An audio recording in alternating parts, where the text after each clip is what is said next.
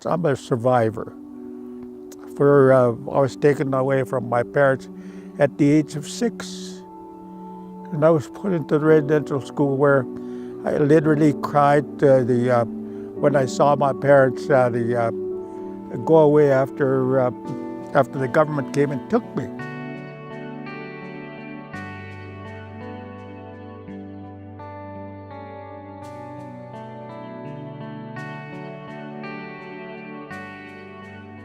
Starting in 1834, residential schools were conceived by the Canadian government and Christian churches as an attempt to both educate and convert Indigenous youth to integrate them into Canadian society, under the objective of, quote, killing the Indian in the child, unquote.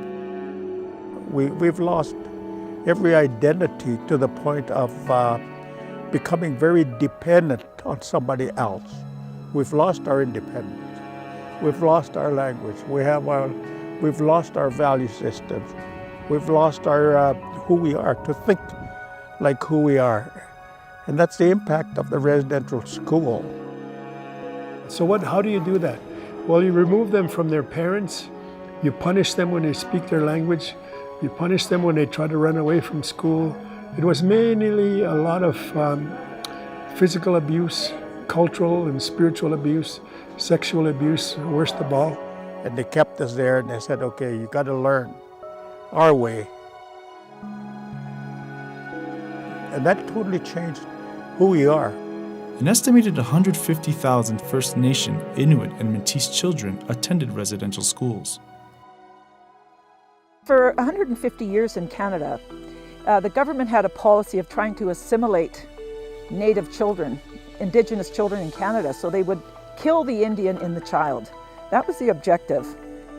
And that the only way they could cure this problem, as they saw it, the politicians at the time, was to convert these brown children into white children. Because they thought that if they were raised by savages, it doesn't matter if they could read or write, they would still be savages. That was literally what our Prime Minister, John A. Macdonald, said.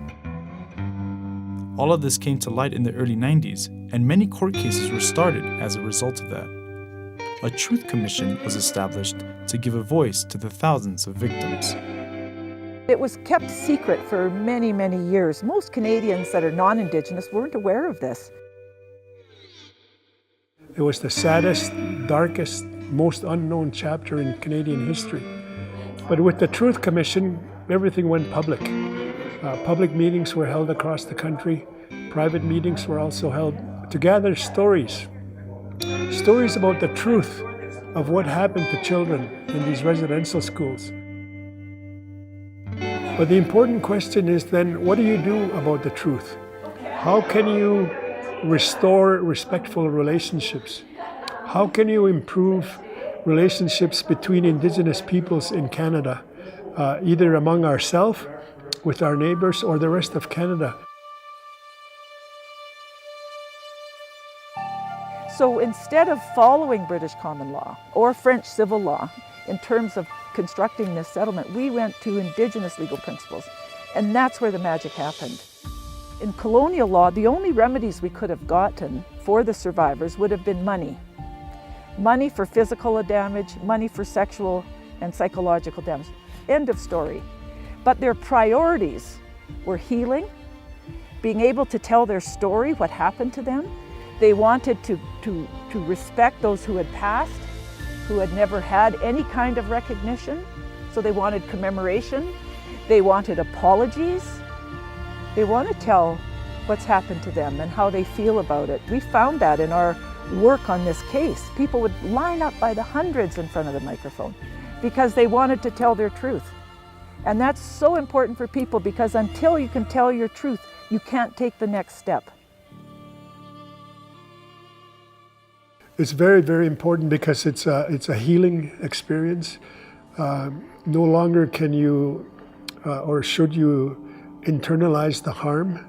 You can talk about it openly. It is a difficult thing to do. I had to do it myself because I was put into 3 schools for 14 years. And I kept that story to myself. I didn't tell my children until later on. I didn't tell my wife till later on. Now that I have It really was difficult at the time, but now we've been healing together as a family, and it's much, much better. It made us a stronger family. Because you'll hurt yourself if you keep internalizing the anger. But if you share it with others, it really helps your journey as far as healing. I think the other important element is being able to forgive. If your perpetrator says to you, "I'm sorry," you have to be able to find in yourself the ability to forgive that person. Otherwise, you'll stay stuck. So it's a part of the healing journey. Forgiveness is important. Sharing your story is important because it really sets you free. We're in that rediscovery era after disruption by the residential school. We're rediscovering who we are. We're rediscovering our languages. We're rediscovering how we survive and how we manage the land and the resources. One of my grandfathers said, grandson, if you're going to survive in the future, because there's a totally new world that has been brought here from overseas. And if you're going to survive, you got to take the best of the two worlds and make it work. Don't ever forget the spirituality, your connection to the land, and your connection to nature. Don't ever forget that, and your language. But also use the science and technology of the modern world to see how you can make it. There's some sacrifices we have to make. There's compromises that we have to make.